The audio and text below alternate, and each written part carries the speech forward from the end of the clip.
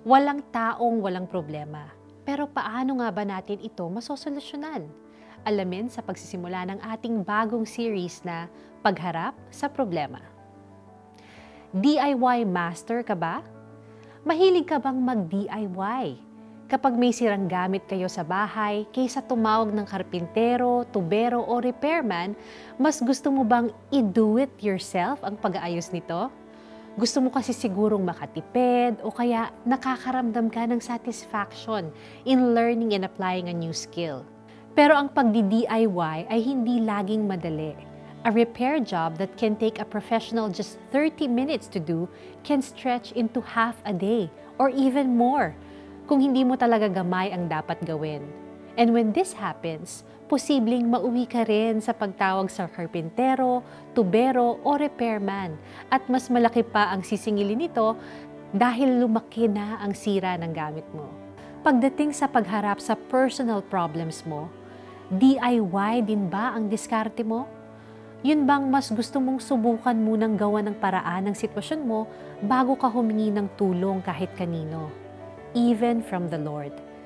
Pwedeng dahil ito sa pride, pakiramdam mo indicator of weakness ang paghingi ng tulong. Pwede ring dahil ito sa guilt. Alam mo kasing you made a wrong decision o kaya it's your own sinful behavior that got you into this difficult situation. Kaya tingin mo, tama lang na hanapan mo ito ng solusyong mag-isa.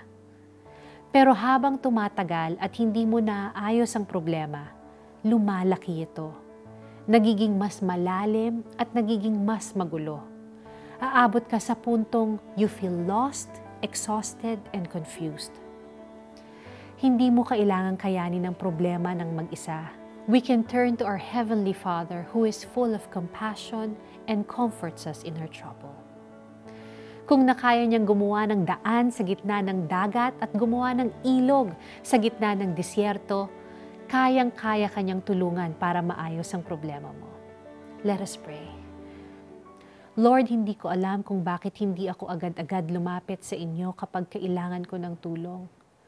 Help me to trust you as my Heavenly Father na nariyan lagi para makinig at umagapay sa akin. So how do we apply this today? Let us humbly ask the Lord for His help for the problem that we are facing. Believe na pakikinggan niya ang ating mga dalangin. Masdan mo, ako ay gagawa ng isang bagong bagay. Ito'y nagaganap na. Hindi mo pa ba makita? Gagawa ako ng isang daanan sa gitna ng disyerto at magkakaroon ng ilog sa lugar na ito. Isaiah 43 verse 19. Samahan niyo po kami ulit bukas para malaman natin kung kanino tayo dapat lumapit para ma-solve ang ating problema. Ito po si Lara Kigaman Alcaraz, and remember, let God do it yourself will always be better than do it yourself. Kita-kits!